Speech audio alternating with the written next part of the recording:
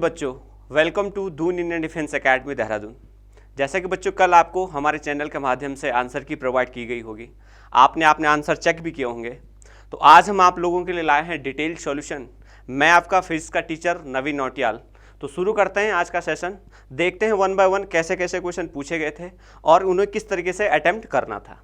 तो पहला क्वेश्चन जो आपके लिए था, देखो बच्चों बहुत आसान क्वेश्चन था। पहला क्वेश्चन क्या कह रहा है कि an object is dropped from a height on to the floor, which one of the following remains uniform as it is falls. देखो बहुत अच्छा क्वेश्चन था, बहुत आसान था।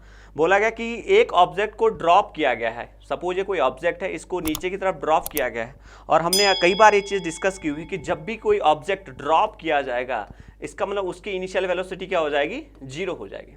दूसरी बात, जब ये ड्रॉप होगा तो ये मोशन इन वन डायमेंशन हो जाएगा और हमने बोला इसका मतलब ये एग्जांपल होगा मोशन अंडर ग्रेविटी का। और जब भी कोई चीज़ ग्रेविटी के अधीन मोशन करेगा तो उसका जो एक्सेलरेशन होगा ड्यू टू ग्रेविटी वो हर समय क्या रहेगा, यूनिफॉर्म रहेगा। यूनिफॉर्म क्यों रहेगा? क्योंकि g की वैल्यू हर समय रहेगी 9.8 मीटर पर सेकेंड स्क्वायर और दूसरी बात इसकी डायरेक्शन ऑलवेज डाउनवर्ड रहेगी।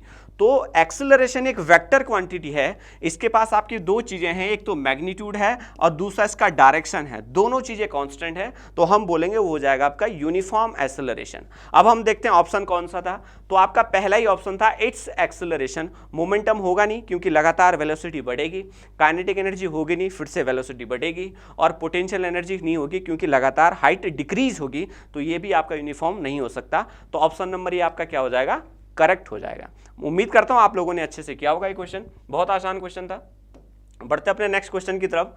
तो नेक्स्ट क्वेश्चन क्या कह रहा है, if N object is placed at the focus of convex lens. देखो ऑप्टिक्स से पूछा गया क्वेश्चन था, आपसे पास कोई ऑब्जेक्ट दे रखा, बोला गया ये कॉन्वेक्स लेंस है आपके सामने, है ना, इसको रखा गया है फोकस पे। सपोज ये कॉन्वेक्स लेंस का फोकस है तो फोकस से ऐसी लाइट रे जाएंगी और ये क्या हो जाएंगी, फिर रिफ्रैक्ट होके पैरेलल हो जाएंगे। और हम जानते हैं पैरेलल रे हमेशा इन्फिनिटी पे मीट करती हैं, यानी कि कॉन्वेक्स लेंस के सामने यदि वस्तु रखी होगी तो उसका जो इमेज है वो बनेगा इन्फिनिटी पे। तो ऑप्शन देख लीजिए कौन सा ऑप्शन था, focus and the same side बिल्कुल गलत हो जाएगा। दूसरा focus on the opposite side ये भी गलत हो जाएगा। तीसरा कॉन्सिडेंट विद द लेंस ये भी गलत हो जाएगा और लास्ट ऑप्शन आपका था एट इन्फिनिटी, जो कि आपका क्या हो जाएगा, करेक्ट हो जाएगा। बहुत आसान क्वेश्चन था, आपको बस थोड़ी सी ये हिंट मिल जाती कि अगर फोकस पे रखा है तो इमेज कहां बनेगी, इन्फिनिटी पे। इसका ठीक रिवर्स क्या होता कि यदि वस्तु इन्फिनिटी पे रखी है तो उसका इमेज बनेगा फोकस पे। क्लियर? नेक्स्ट क्वेश्चन क्या कह रहा, विच one of the following statement about the aperture of convex lens is correct. इस क्वेश्चन को एक थोड़ा बहुत अच्छा क्वेश्चन माना जा सकता है क्योंकि कई बच्चे एपरेचर और रेडियस ऑफ कर्वेचर को लेके कंफ्यूज हुए होंगे, क्योंकि डेफिनेटली यहाँ पे ऑप्शन उस तरीके से फ्रेम किए गए हैं। देखो एपरेचर का रेडियस ऑफ कर्वेचर से किस प्रकार से रिलेशन है, कई बच्चे समझते होंगे कि सपोज करो ये कोई लेंस है ना, ये एपरेचर होता है पूरा, जो यहाँ से लेके यहाँ तक इसकी जो लेंथ होती है किसी भी लेंस की, आपको कितना पोर्शन लेंस का दिख रहा है वो क्या हो जाता है, एपरेचर होता है। लेकिन अगर आप देखेंगे बच्चा, हमने बोला था लेंस क्या बनेगा, किसी स्फेरिकल ऑब्जेक्ट को काट के बनता है। सपोज हमने इतना काटा तब भी इसका रेडियस ऑफ कर्वेचर क्या रहेगा, कांस्टेंट, लेकिन इसका एपरेचर इस समय इतना है। फिर से अगर हमने इतना लेंस काटा तो इसमें एपरेचर बढ़ रहा लेकिन रेडियस ऑफ कर्वेचर फिर भी इसका कांस्टेंट है। अगर हम इतना काटेंगे तो इसका एपरेचर और बढ़ जाएगा लेकिन रेडियस ऑफ कर्वेचर फिर भी क्या है, कांस्टेंट। इट मींस एपरेचर का रेडियस ऑफ कर्वेचर से दूर दूर तक लेना देना नहीं है। तो पहला ऑप्शन तो गलत हो जाएगा। दूसरा फोकल लेंथ के साथ भी कोई रिलेशन नहीं है। तीसरा आपको लग रहा है it is independent of its radius of curvature, और यही आपका क्या हो जाएगा, करेक्ट आंसर हो जाएगा। इस क्वेश्चन को थोड़ा बहुत अच्छा क्वेश्चन माना जा सकता है। नेक्स्ट क्वेश्चन क्या है कि when water is heated from 0 degree Celsius to 4 degree Celsius. कई बार बच्चा फ्लूइड मैकेनिक्स में और जब हमने हीट एंड टेम्परेचर बढ़ा था उसमें ये क्वेश्चन बार बार डिस्कस किया था कि वाटर को लेके जरूर क्वेश्चन पूछा जाएगा, और यहाँ पे वही बात की गई। देखो डेंसिटी का मतलब होता है मास अपॉन वॉल्यूम, और वाटर की जो डेंसिटी होती है वो मैक्सिमम होती है 4 डिग्री सेल्सियस पे। और हमने बोला मैक्सिमम मतलब टेम्परेचर आप 0 डिग्री सेल्सियस से 4 डिग्री सेल्सियस तक बढ़ा रहे हैं, इसका मतलब अब वाटर की डेंसिटी को 4 डिग्री सेल्सियस पे मैक्सिमम होना है। तो जैसे जैसे टेम्परेचर 0 से 4 की तरफ जाएगा वैसे वैसे डेंसिटी क्या होगी, मैक्सिमम होगी। लेकिन इसको अगले साल या आने वाले समय में कुछ ऐसा भी फ्रेम कर सकता है कि जब हम टेम्परेचर 0 से 4 डिग्री सेल्सियस कर रहे हैं तो बताओ वॉल्यूम ऑफ वाटर डिक्रीज होगा इंक्रीज होगा। देखो डेंसिटी तो सर इंक्रीज होगी लेकिन वॉल्यूम क्या होगा, डिक्रीज होगा, तभी तो डेंसिटी इंक्रीज होगी। इसलिए यहां पे आपका जो करेक्ट आंसर हो जाएगा वो बी हो जाएगा। क्लियर। कभी कभी देखो ये जो डी ऑप्शन है, कई बच्चे लॉजिक ये लगाते हैं, कभी कभी मैंने देखा कि जो ऑप्शन सबसे बड़ा होता है वही सही होता है, लेकिन हर बार ऐसा सही नहीं होता। ध्यान रखेंगे आप, ये तब सही हो जाता जब आपका टेम्परेचर 0 से 10 डिग्री हो रहा होता, तब ये सही हो जाता, लेकिन 0 से 4 डिग्री पे ये गलत हो जाएगा। तो जानबूझ के ऑप्शन भी रखा गया है कि बच्चा किस प्रकार से लॉजिक सेट करके आंसर गलत करे। क्लियर। तो इंक्रीज इसका आंसर हो जाएगा। फिर नेक्स्ट है the acceleration due to gravity at the earth space depends on. अब सुने बेटा ध्यान से, स्मॉल जी की बात कर रहा है, तो स्मॉल जी का फॉर्मूला हम जानते हैं जीएम अपॉन आर स्क्वायर, है ना, जीएम अपॉन आर स्क्वायर। और यहाँ पे एम का मतलब मास ऑफ ऑब्जेक्ट नहीं है, कई बच्चे कंफ्यूज कर जाते हैं, ये मास ऑफ अर्थ है और ये रेडियस ऑफ अर्थ है। तो आप देखेंगे ये जी दोनों फैक्टर पे डिपेंड करेगा, मास बढ़ेगा तो जी बढ़ेगा, रेडियस बढ़ेगा तो जी डिक्रीज होगा। साथ साथ में डेंसिटी का भी टर्म आता है, लेकिन डेंसिटी ऑप्शन में नहीं है, तो हम केवल दो ही चीज़ों पे बात करेंगे। यानी कि ये जो जी है ये मास ऑफ अर्थ पे भी डिपेंड करेगा और रेडियस ऑफ अर्थ पे भी डिपेंड करेगा। तो आंसर नंबर जो ऑप्शन नंबर सी है वो बिल्कुल क्या हो जाएगा, करेक्ट आंसर हो जाएगा। क्लियर। बढ़ते हैं नेक्स्ट क्वेश्चन की तरफ। देखो ये अच्छा क्वेश्चन है, फिर से आसान है, बस थोड़ा सा आपको दो फॉर्मूले याद होने चाहिए थे। If an object of mass 10 kg, तो आप पहले डेटा लिख दीजिए, मास है आपका 10 kg। क्लियर। फिर आपका स्पीड, आपकी जो वेलोसिटी है वो हो जाएगी 10 मीटर पर सेकेंड, और आपका बोल रखा लीनियर मोमेंटम और काइनेटिक एनर्जी बतानी है। तो आसान है भाई, लीनियर मोमेंटम बराबर क्या होता है, मास इंटू वेलोसिटी। अब मास है 10 और वेलोसिटी है 10, इट मीन्स हो जाएगा 100। अब देखो यहाँ पे यूनिट को फिर से घुमा के पूछा है। देखो आपका यूनिट क्या आना चाहता है, केजी मीटर पर सेकंड, लेकिन उसी को क्या बोलते हैं, न्यूटन सेकंड भी बोला जाता है। तो इसमें तो कोई दिक्कत वाली बात नहीं थी, क्योंकि सारी यूनिट सेम है। अगर 2-4 अलग हो जाती तब थोड़ा घबराने की जरूरत थी। तो सर पहला आंसर तो हमें मिल गया, मोमेंटम 100 है, लेकिन फिर से ऑप्शन में देखो एक दूसरा 100 भी है, तो हमें काइनेटिक एनर्जी कैलकुलेट करनी पड़ेगी। तो काइनेटिक एनर्जी का फॉर्मूला आप जानते हैं, काइनेटिक एनर्जी बराबर हाफ एम वी स्क्वायर हो जाएगा। आप देखेंगे हाफ एम है 10 और वी स्क्वायर मतलब 10 का स्क्वायर क्या हो जाएगा, 100 हो जाएगा। तो ये 5 टाइम्स कटेगा और 100 इंटू 5 क्या हो जाएगा, 500, और एनर्जी की यूनिट क्या होगा, जूल हो जाएगा। तो इस प्रकार से आपका आंसर क्या हो जाएगा, काइनेटिक एनर्जी 5 जूल और मोमेंटम हो जाएगा 100 न्यूटन सेकेंड। तो फिर से ऑप्शन नंबर ए क्या हो जाएगा आपका, करेक्ट हो जाएगा। क्लियर। आसान क्वेश्चन था, कर दिया होगा आप लोगों ने। एक क्वेश्चन जो मैं इस बार बोलूं, केवल 2 क्वेश्चन ऐसे थे जिनमें थोड़ा बहुत अच्छा लेवल माना जा सकता है क्वेश्चन का, सीडीएस के पॉइंट ऑफ व्यू से। बहुत अच्छा क्वेश्चन था, बहुत ही अच्छा क्वेश्चन था। बस क्वेश्चन को अच्छा कैसे बनाया गया, यहाँ पे एक कैपेसिटेंस को इंट्रोड्यूस कर दिया गया है, जिसे मैं मान सकता हूं कई बच्चों का ये क्वेश्चन गलत हो गया होगा।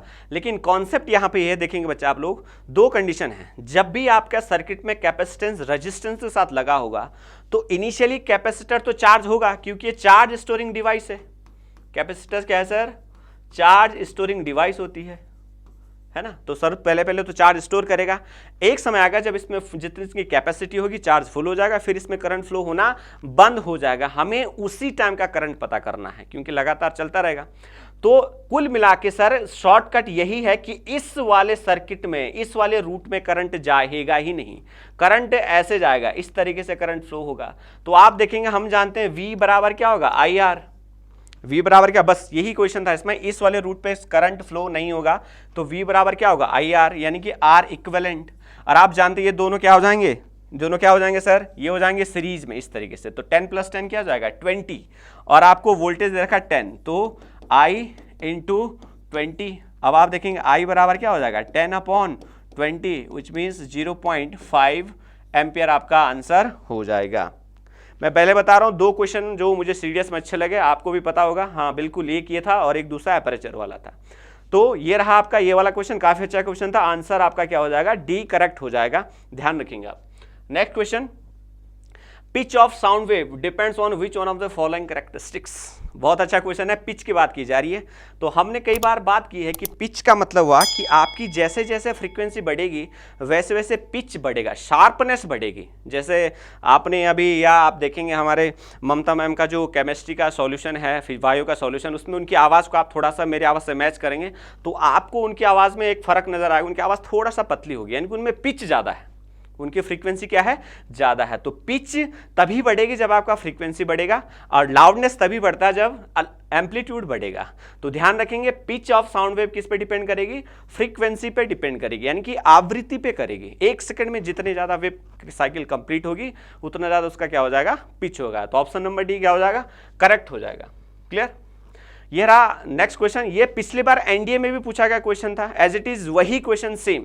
तो जिन बच्चों को लगता है कि आपको अगर फिजिक्स के 10 क्वेश्चन अच्छे से करने, तो फिलहाल आप प्रीवियस ईयर एनडीए के और एज वेल एज सीडीएस के भी चेक कर लीजिए, कई क्वेश्चन रिपीट आ चुके होते हैं। ठीक है, तो डिवाइस जो करंट को मेजर करे, ध्यान रखेंगे एमीटर बिल्कुल सही आंसर हो जाएगा। एमीटर क्या करता है, करंट की मेजरमेंट करता है। मोटर आप जानते हैं क्या करता है, बिल्कुल मोटर क्या करेगा, इलेक्ट्रिकल एनर्जी को मैकेनिकल एनर्जी में कन्वर्ट करेगा। वोल्ट मीटर आप जानते हैं वोल्टेज को मेजर करेगा। और जनरेटर आप जानते हैं ये क्या बनाएगा सर, करंट को इंट्रोड्यूस करेगा, मैकेनिकल को इलेक्ट्रिकल में कन्वर्ट करेगा। तो ये आपका जो आंसर हो जाएगा, ये हो जाएगा 67 का ए आंसर आपका सही हो जाएगा। क्लियर। यह रहा नेक्स्ट क्वेश्चन। अच्छा क्वेश्चन है, रेजिस्टेंस से फिर से इलेक्ट्रिसिटी से आपसे क्वेश्चन पूछा गया है। तो इसके लिए आपको एक छोटी सी बात याद आनी चाहिए कि रेजिस्टेंस बराबर रो एल अपॉन ए होता है। ये पहले आपको आना चाहिए फॉर्मूला, रेजिस्टेंस बराबर रो एल अपॉन ए। अब आपसे बोला गया एक मेटल वायर है जिसके लेंथ क्या है एल और डायमीटर क्या है डी, तो उसका रेजिस्टेंस आर है। यानी कि सर हम यहां लिख सकते हैं ऐसा कि R1 बराबर रो एल। अब एरिया क्या हो जाएगा, पाई आर स्क्वायर, यानी कि डायमीटर के फॉर्म में लिखेंगे तो लिखेंगे पाई बाई 4 डी स्क्वायर, है ना। डायमीटर अगर ये आपको दे रखा तो पाई बाई 4 डी स्क्वायर हो जाएगा। अब नेक्स्ट क्या बोला गया आपसे कि यदि लेंथ को सेम रखा जाए और डायमीटर को डबल कर दिया जाए, यानी कि सर डायमीटर बढ़ गया है, तो जो नया रेजिस्टेंस होगा बच्चा R2 बराबर रो एल, डायमीटर आपका डबल हो गया तो पाई बाई 4 यहां पे आ जाएगा 2d का होल स्क्वायर, है ना। तो आप देखेंगे R2 बराबर rho L upon 4 into pi by 4 D square. अब ये देखो ये आपका इनिशियल रेजिस्टेंस है, यानी कि जो R2 बराबर है वो आपका क्या हो जाएगा, R बाई 4 हो जाएगा। बिल्कुल सही, बिल्कुल बिल्कुल आप लोगों ने सही किया। लेकिन कई बच्चे इस गूगली में भी फंस गएंगे, कई बच्चों ने R बाई 2 भी किया होगा, लेकिन आपको ध्यान देना है रो एल अपॉन ए और पाई बाई 4 डी स्क्वायर। तो आंसर नंबर बी क्या हो जाएगा, आपका करेक्ट हो जाएगा। क्लियर। तो बच्चा ये रहे फिजिक्स के क्वेश्चन जो आपके 8, 9, 10 क्वेश्चन थे, और मुझे उम्मीद है हर बच्चे ने सही किया होगा। यदि आपके मार्क्स आपको लगता है कि आपका रिटर्न क्वालिफाई हो रहा है, तो दून इंडियन डिफेंस एकेडमी में नेक्स्ट मंडे से एसएसबी के बैच स्टार्ट हो रहे हैं। उम्मीद करता हूँ आप लोग रजिस्ट्रेशन करवाएं और अपने सिलेक्शन को पक्का करवाएं। जय हिंद।